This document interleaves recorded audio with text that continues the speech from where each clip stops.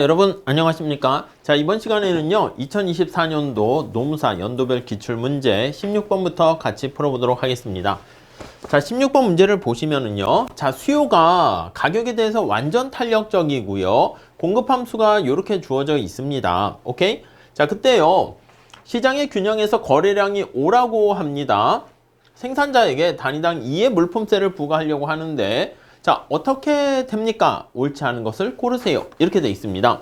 여러분, 공급 곡선은 여기 나와 있는 것처럼요 우상향하는 형태가 되는데요, 주의하셔야 될 게 수요 곡선이 가격에 대해서 완전 탄력적입니다. 자, 그러면 이게 디맨드 곡선은 완전 탄력적이기 때문에 수평의 형태다라고 잡아가셔야 되겠습니다. 오케이? 이해 가시죠? 자, 이걸 기반으로 해서 그래프를 한번 그려보도록 할게요. 자, 이렇게 X축과 Y축이 나와 있는데 수요 곡선이 이런 식으로 수평이 되겠습니다. 자, 공급 곡선은 어떻게 됩니까? 하면요, 우상향 하는 건데, 요거를요, P로 정리하시면 좋겠죠. 6이 넘어가요.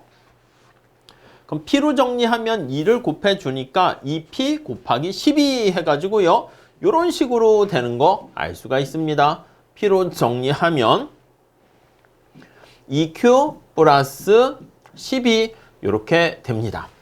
오케이? 자, 그런데 이때 시장에서 거래량이 오라고 합니다. 요게 오라는 뜻이죠. 네, 이해 가시겠습니까? 그러면 가격이 지금 현재 수요 곡선이 얼마였을까요? 어떻게 구할 수 있을까요? 5를 여기다 집어넣으면 되겠지. 오케이? 자, 그러면 5를 집어넣으면 5, 20, 10 더하기 여기 나와 있는 것처럼 12 더하게 되니까 22 이렇게 됩니다. 따라오셨죠? 자, 이렇게 됐는데 생산자에게요, 여기 볼게요, 단위당 2의 물품세를 부과하게 됩니다. 2라는 물품세를 부과하게 되면 이게 상방으로 이만큼 이렇게 올라가게 되겠죠. 자, 그러면 조세부과 후에 요거 원이라고 쓸게요. 이만큼 올라가면 2Q 플러스 이만큼 부과했으니까 14 이렇게 될 겁니다. 오케이? 자, 그러면 여기 점을 찾아볼게요. 균형점이 A점이었는데 B점으로 가게 될 거야. 자, 이게 22, 요걸 여기다 집어넣게 되면 22는 2Q 플러스 14 됐습니까? 자, 그러면 2Q는 이게 전리 넘어가니까 얼마가 되겠습니까? 예, 8 해가지고요 2Q 이렇게 되겠죠. 그럼 Q는 4 이렇게 됩니다. Q는 4 이렇게 됩니다. 오케이? 네, 요걸 가지고 한번 문제를 풀어보도록 하겠습니다. 자, 1번 볼게요. 거래량은 4가 된다. 맞습니다. 오케이. 자, 정부의 조세 수입은 어떻게 됩니까? 여러분, 정부의 조세 수입은 단위당 이만큼 부과했는데 거래량이 4니까 요게 정부의 조세 수입이에요. 어떻게 할만하죠? 요게 정부의 조세 수입입니다. 자, 그러면 요거 면적은 어떻게 구할 수 있을까요? 예, 맞아요. 여기 4가 되고요. 요 높이는 텍스가 2니까 여기는 얼마가 되냐면 20이 돼. 그래서 요거는 조세 수입은 4 곱하기 2 하게 되면 8 이렇게 되는 거 알 수가 있습니다. 8이죠. 여러분, 생산자 잉여는 어떻게 됩니까? 생산자 잉여는 얼마만큼 감소하는가 이렇게 했잖아요. 여러분, 생산자 잉여 다시 한번 잘 볼게요. 원래 이게 생산자 잉여였다고요. 요렇게 요만큼으로 주는데 요 크기는 요거랑 면적 똑같습니다. 색칠 공부 한번 해보세요. 여기 나와 있는 요 삼각형이 생산자 잉여가 되는데, 오케이? 자, 요거랑 면적이 똑같아요. 요렇게 평행하게 가니까. 이해 가시죠? 그래서 도대체 뭘 얘기하려고 하는 건데, 주황색이 생산자 잉여가 돼버립니다. 그럼 생산자 잉여는 이전보다 얼마나 감소합니까? 라고 하면요, 여기 요만큼 하늘 색깔에다가 이게 사회적 후생 손실이죠. 이게 지금 정부의 조세 수입이라고 그러지 않았습니까? 요거 8. 그래서 생산자 잉여 감소의 크기는 요 정부의 조세 수입 8과 그리고 요 크기는 얼마가 될까요? 요 크기는 2분의 1에다가 곱하기 요 높이가 2야. 2 곱하기 1 이렇게 하면 1 이렇게 됩니다. 자, 여기서 생산자 잉여가 감소한 크기는 8과 1 이렇게 돼서 그만큼 감소한다라는 거 알 수가 있습니다. 오케이. 자종 손실은 생산자 잉여 감소분과 일치한다. 여러분, 자종 손실의 크기는 요거잖아. 생산자 잉여 감소분은 조세 수익까지도 포함하는 건데 군대 자종 손실은 1입니다. 그렇기 때문에 일치하는 게 아니죠. 이해 가시죠? 자, 그 다음에 5번 소비자에게 조세 부담의 귀착은 발생하지 않는다. 여러분, 수요 곡선이 수평일에서 완전 탄력적이면 이게 뜻이 뭐예요? 그래프로 보셔도 되고요. 소비자가 완전 힘이 센 거야. 소비자가 완전 힘세 이 뜻입니다. 힘이 세기 때문에 소비자는 하나도 부담하지 않습니다. 그래서 소비자에게 조세 부담의 귀착은 발생하지 않는다. 맞는 표현입니다. 이해 가시겠죠? 오케이, 그 정도 정리하시죠.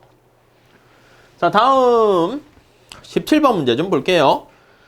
자, 17번 문제 보시면 거시경제 관련한 지표입니다. 자, 전년도에 비해서 범죄율이 높아졌어요. 그래서 경찰들의 장비 구매가 증가했습니다.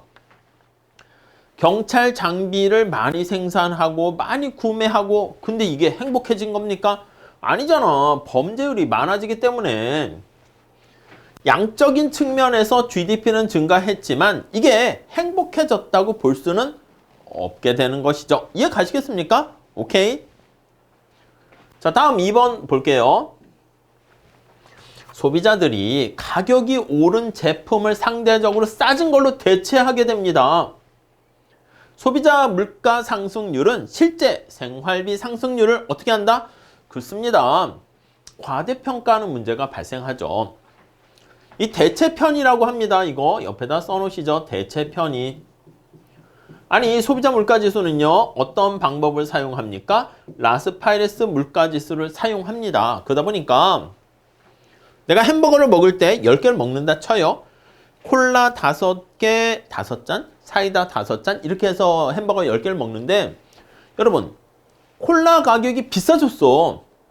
그럼 내가 상대적으로 싸진 사이다를 많이 먹게 되잖아. 근데 그런 게 제대로 반영되지 않게 된다면 그러면 우리 진정한 생활비를 제대로 반영하지 못하고 과대평가하게 되는 문제가 발생합니다. 오케이? 이해 가시겠죠? 다음 볼게요.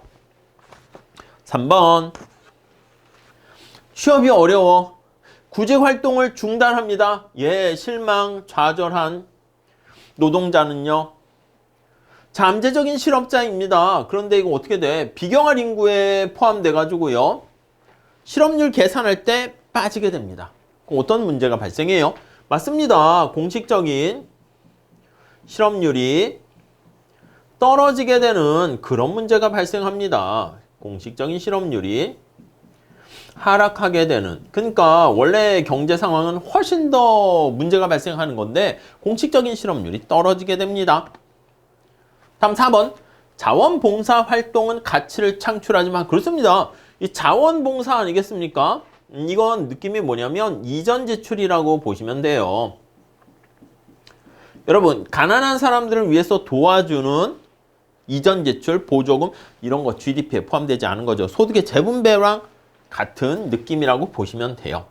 오케이? 그리고 자원봉사 활동 같은 경우는 가사노동처럼 시장에서 거래되는 게 아니죠.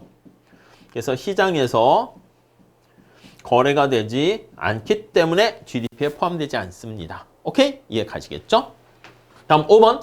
소비자 물가지수에는 환율 변화로 인한 수입재 가격 변화가 제대로 반영되지 못한다. 여러분, 소비자 물가지수에는요. 요게 이제 환율이 변화하고 이런 것들이 있죠. 이런 것들 소비자가 나타내는 외국의 수입 상품 이거 소비자 물가지수에 다 반영되는데 이거 제대로 반영되지? 아니요, 반영되죠. 그러니까 환율이 변화해서 수입재 가격이 비싸지면 소비자 입장에서는요, 부담이 커집니다. 오케이, 요 정도 봐주세요. 다 중요한 거시경제 지표다라고 할 수 있겠습니다. 다음 볼게요. 자, 18번. 인플레이션의 비용에 대한 설명을 옳지 않은 것은, 여러분 인플레이션과 관련해 가지고요, 미치는 영향을 얘기할 때는 우선 첫 번째, 예상을 하지 못한 경우와 예상을 한 경우 이렇게 구별을 할 수가 있습니다. 예상하지 못한 인플레이션 같은 경우에는요, 아시겠지만 좀 충격과 피해가 더 커요. 근데 이때는 채권자랑 채무자 중에서 채무자가 이득을 보게 되고요, 빌린 사람이 갚아야 될 부담이 작아집니다. 채권자는 오히려 손해를 보게 됩니다. 오케이? 그리고 또 누가 손해를 봅니까? 맞아요. 화폐를 보유한 사람이 가난해지는 거야. 소지자가 손해를 보게 돼요. 반면에 부동산, 실물, 자산 이런 걸 가지고 있는 사람이 이득이 됩니다. 자, 근데 인플레이션을 예상했을지라도 대가가 발생합니다. 무슨 대가가 발생합니까 하면 메뉴 코스트가 발생합니다. 메뉴판을 가는데 발생하는 비용, 그리고 구두 밑창이 달아 없어집니다. 이거 다 거래 비용입니다. 구두창 비용이 발생한다. 이렇게. 물론 메뉴 비용과 구두창 비용은요, 여기 나와 있는 것처럼 예상하지 못했을 때도 발생합니다. 오케이? 네, 그 정도 봐주시고요. 자, 한번 내용을 볼게요. 1번 봅시다. 자, 가격을 변경하는 데 따른 메뉴 비용이 발생한다. 예, 맞습니다. 예상해도 발생하고 예상 안 했을 때도 발생하는 거지. 자, 이거 누진세제 하에서 이거 중요한 거죠. 세율 등급이 올라갑니다. 세율 구간이. 그러다 보니까 세후 실질 소득이 감소하는 결과를 초래합니다. 이게 무슨 말씀이냐면, 여러분 생각해 보세요.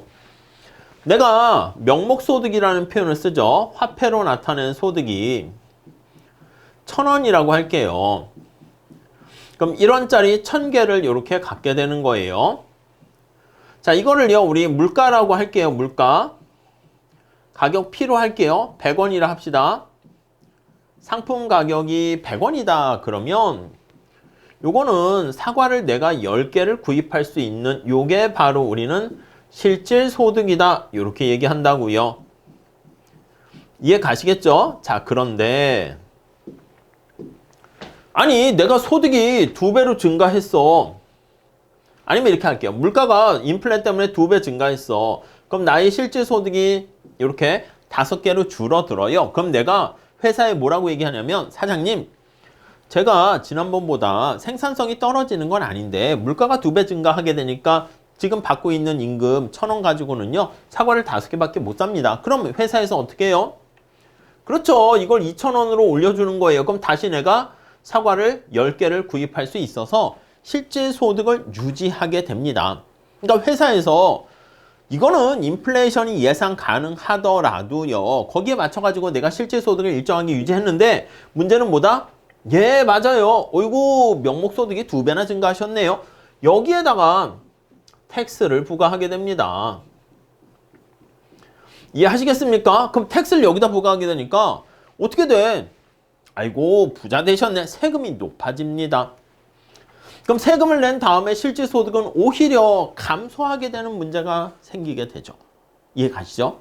그 정도만 하시죠.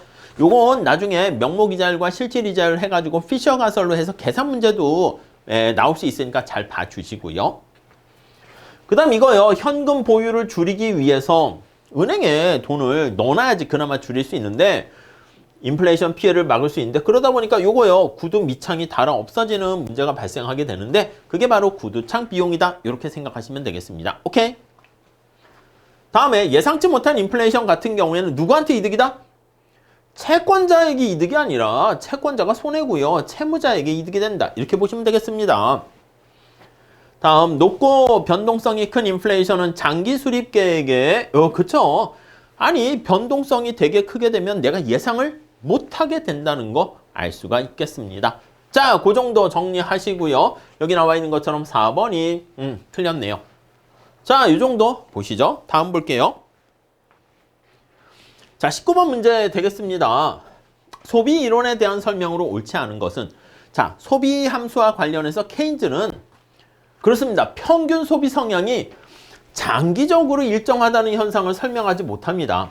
여러분, 케인즈의 소비 함수는 어떻게 됩니까? 케인즈는 자, 소비가 지금 현재의 절대 소득에 의해서 영향을 받는다 이렇게 얘기를 하고 있죠.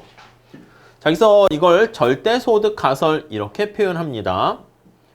절대 소득 가설 이해 가시죠? 아니 그래서 이걸 그래프로 케인즈가 이렇게 계산을 해보니까 소득이 있고 소비가 있어요. 이런 식의 형태가 됩니다. A가 되고 기울기가 B 이렇게 돼서 C는 A 플러스 BY 이렇게 되는 것이죠. 오케이? 이해 가시겠습니까? 자, 그래서 이걸 살짝 다시 한번 이렇게 보시면 자, 그러면 한계 소비 성향은 일정합니다. MPC는 B로 일정하고요. 평균 소비 성향은 원점에서 그리는 기울기죠. 평균 소비 성향은 점차 하락한다. 이렇게 되는 거 알 수가 있습니다. 이해 가시겠습니까? 이렇게 해요. 자, 그런데 케인즈 소비 함수와는 달리 요걸 사이먼 쿠즈네츠라는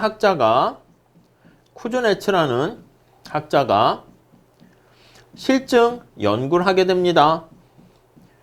연구를 해봤더니 아니 평균 소비 성향이 하락하지 않고 한계 소비 성향이 일정한데 평균 소비 성향과 같습니다. 요게 일정합니다. 자, 그래서 우리 알다시피요. 이러한 소비 함수를 제대로 설명하지 못하기 때문에 어떤 문제가 발생합니까? 그래요. 그래가지고 다양한 소비 이론이 등장하게 되는 것이죠. 다양한 소비 이론이 등장합니다. 자, 다시. 아니, 케인즈가 얘기한 소비 함수 이론. 오케이, 괜찮아요.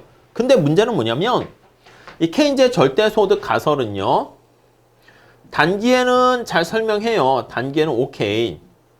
근데 장기에는 아이고 설명을 잘 못합니다.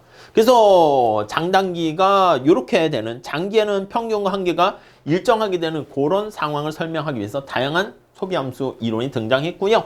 그래서 장기적으로 평균 소비 성향이 일정하다는 걸 설명하지 못합니다. 오케이? 자, 다음에 2번 기간 간 최적 소비 이론에 따르면 인터템포럴 그거죠. 이자율이 상승하면 어떻게 됩니까? 하면요. 여러분 요거는 그래프를 살짝 그리셔야죠. 자, 요거 둘로 나눠서 보셔야 돼요. 현재 소비, 미래 소비, 예산선이 이렇게 있으면 여기가 우리가 오메가예요. W가 아니라. 그래서 보통 오메가로 많이 쓰는데 자, 이렇게 됐을 때 이쪽 영역에 속하는 사람이 저축자 영역이고요. 이거 아시겠죠? 이쪽 영역에 속하는 사람은 차입자 영역입니다. 아니 뭐라고 그랬냐면 내가 소득을 100만 원 벌어요. Y0. 뭐 미래에도 100만 원 번다고 합시다. 이렇게. 근데 하늘 색깔 영역에 속하는 경우에는요. 무차별 곡선이 이렇게 위치하는 거야. 여기에 위치한다 합시다. A라고 쓸게요. 자, 그러니까 여기 상황을 보면 내가 버는 소득보다 현재 소비가 훨씬 더 작게 됩니다. 요거 C0로 할게. 그러니까 내가 100만 원 벌었는데 소비를 80만 원 하면 20만 원 저축하는 거죠. 그래서 이렇게 되는 경우가 무차별 곡선이 저축자 이렇게 되는 경우에요. 자, 만약에 이거 하나에 그릴게요. 여러분 충분히 따라오실 것 같으니까 하나에 그리면 여기요 B점을 선택하게 돼서 B점을 이렇게 선택하게 되는 이런 경우는 돈을 빌리는 거야. 차입자야. 왜요? 내가 현재 100만 원을 벌었는데 소비를 이렇게 더 하게 됩니다. C0가 이렇게 되면 돈을 더 쓴 거잖아. 그러니까 차입자가 되는 거죠. 오케이? 요거 세팅 하시고요. 요 식도 살짝 보실 수는 있어야 돼요. 여러분들. 내가 효용함수가 현재 소비와 미래 소비로 있고요. 나의 예산 제약식이 현재 소득, 미래 소득은 1 플러스 R로 디스카운트하고 현재 소비, 미래 소비는 1 플러스 R로 디스카운트하고 이렇게 돼 있는 거죠. 자, 그랬을 때 여기 나와 있는 것처럼 이자율이 올라간다라고 합시다. 뭐 딱 봐도 알겠지만 이게 현재 소비가 그냥 뭐 감소 이게 아니라 대체 효과, 소득 효과 다 봐야죠. 이렇게 변하는 겁니다. 좀 어려워요? 따라오셨습니까? 자, 그러면 저축자 먼저 볼게요. 저축자 입장에서 보면 저축자 입장에서 봅니다. 자, 우선 대체 효과는 어떻게 됩니까 하면 예산선이 이렇게 돼버리니까 현재 소비의 가격이 비싸져요. 그러면 여러분 현재 소비 가격이 비싸지면 비싼 현재 소비를 줄이게 됩니다. 이게 바로 저축을 증가시키게 되고요. 자, 그리고 소득 효과는요. 여기 보시면 예산선의 실제 소득의 영역이 어떻게 됩니까? 증가하는 거 보이세요? 암기하지 마세요. 이거 표로 그려가지고 뭐 증가 감소 안 돼요 지금. 실제 소득이 증가하니까 현재 소비는 정상제면 당연히 증가합니다. 그래서 저축은 감소하는 것이죠. 오케이? 자, 하나만 더 볼게요. 차입자를 합시다. 차입자라고 하면 대체 효과는 똑같습니다. 사실은. 왜냐면 예산선의 기울기가 가팔라지는 거니까. 대체 효과에 따라서 현재 소비 가격 비싸지니까 현재 소비 줄어들고 저축은 증가합니다. 달라지는 건 언제나 상식이 통하는 대체 효과가 아니라 삐딱선이 타는 소득 효과인데 여기 보시면 예산선 영역이 쭈그러드는 거 아니겠습니까? 이거 실제 소득이 감소한다고. 그러면 현재 소비는 감소하고 저축은 증가합니다. 그래서 현재 소비가 감소한다라고 하면은요. 여기 나와 있는 것처럼 현재 소비 감소하죠. 근데 이 경우는 어떤 경우? 그렇습니다. 차입자인 경우엔 맞는데 오케이. 근데 여기 나와 있는 것처럼 이렇게 저축자인 경우는 no okay 이렇게 됩니다. 이해 가시죠? 저축자인 경우는 현재 소비가 증가할지 감소할지 어느 게 힘이 세냐에 따라 달라집니다. 그래서 이거 현재 소비는 무조건 감소한다. 틀립니다. 이해 가시죠? 자, 다음 생애주기 가설에 따르면 강제적인 여러분 인생을 길게 놓고 보는 건데 이 공적연금 저축이라는 게 국민연금 생각하시면 돼요. 국민연금에 내가 가입을 하게 되면 아니 국민연금에 가입했으니까 민간의 연금저축 줄일 수 있겠지. 어차피 내가 100만 원이 목적인데 국민연금에서 70만 원 나온다? 그럼 난 30만 원만 하게 되면 충분하죠. 예, 맞습니다. 자, 그 다음 항상소득 가설에 따르면 여러분 프리드만의 항상소득 가설입니다. 자, 이거는요 소득을 둘로 나누는 거지. 소득을 항상소득이라는 퍼머넌트 인컴과 트랜지토리 인컴 이렇게 돼 있습니다. 근데 여기서요 임시소득이 이렇게 증가하게 되는 경우는 일시적인 소득이 증가하는 경우에는요 이거는 소비로 영향이 가지 않습니다. 그래서 호경기에는 경기가 좋으니까 임시소득이 0보다 커요. 자, 직관적으로 생각하세요.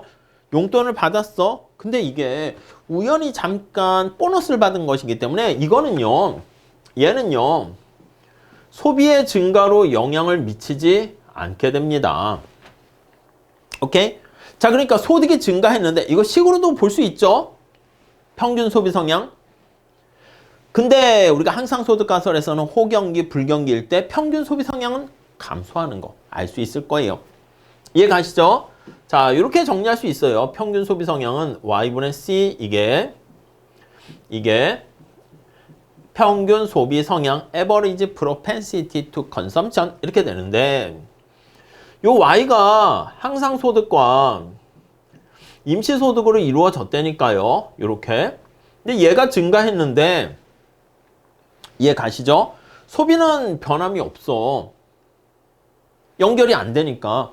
자, 그러면 평균 소비 성향은 하락하는 거 알 수가 있겠죠. 조금 어려울 수 있는데 증명하는 거. 근데 우리가 앞에서 얘기했던 케인즈의 장기, 단기에는 이게 다 설명이 됩니다. 호경기, 불경기로 해서 여기 나와 있는 것처럼 호경기가 돼서 임시소득이 증가하면 평균 소비 성향은 소득이 증가할 때 감소한다. 그렇게 보셔도 되고요. 자, 리카르도 등가 정리는 이퀴밸런트 티오렘은 자, 합리적 기대를 하게 되는 사람들이 정부에 확장적 재정 정책을 했는데 그거를 세금을 줄이고요. 채권으로 국채를 발행해서 했단 말이야. 아이고, 그 미래 세금이군. 다 알아요. 그래서 항상소득 가설에 따른 소비 결정과 맞게 됩니다. 오케이. 그래서 우리가 합리적인 소비를 하는 사람들, 항상소득 가설, 생애주기 가설 이런 것들 리카르도 등가 정리 전부 다 같은 맥락 forward looking이라는 말을 씁니다. 미래 전망적인 소비 이론이다. 그렇게 얘기하죠. 오케이. 그 정도 정리하시면 되겠습니다. 답은 2번 되겠고요. 자, 다음 20번 문제 보겠습니다. 한 국가의 총생산 함수가 이렇게 있습니다. 총생산 증가율이 0.02 그리고 솔로우 잔차가 요 A가 솔로우 잔차입니다. 0.05 노동 투입 증가율이 0.08일 때 성장 회계식 그로스 어카운팅이죠. 나타날 때 자본 투입 증가율은 어떻게 됩니까? 여러분 이거요. 이거 변화율로 나타내야 돼요. 자, 그러면 Y의 증가율은요. 곱하기는 더하기고요. 여기 지수로 나와 있는 건 앞으로 내려와서요. 가중치 역할을 합니다. 자, 이게 솔로 잔차 또는 기술과 관련한 것이고 자, K 위에 0.4가 있습니다. 0.4 내려오고 K분의 델타 K 더하기 그 다음 0.6 내려오고 L분의 델타 L 이렇게 됩니다. 이해 가시죠? 자, 총생산 증가율이 0.02 이렇게 되고요. 0.02 자, 솔로 잔차에 해당하는 게 여기 나와 있는 것처럼 0.05 이렇게 되고요. 그 다음 노동의 투입 증가율이 인구가 줄었나? 갑자기 이렇게 줄었네요. 마이너스 0.08 이렇게 됩니다. 오케이? 자, 요 식에다가 대입을 해가지고요. 숫자가 좀 너무 크니까 100을 곱해서 2, 5, 8, 마이너스 8 이렇게 해도 좋겠는데 자, 그랬을 때 요거 값은 얼마가 되니? 이걸 구하는 겁니다. 그러면 계산하면 이렇게 0.045 나오는 거 알 수가 있습니다. 자, 이거는 간단한 계산 문제인데 숫자가 좀 지저분해서 그렇지 늘 출제되는 간단한 문제다라고 보시면 되겠습니다. 오케이, 이해 가시겠죠? 자, 이렇게 해서요. 우리 20번까지 풀어봤고요. 다음 시간에 21번서부터 같이 또 풀어보도록 하겠습니다. 감사합니다.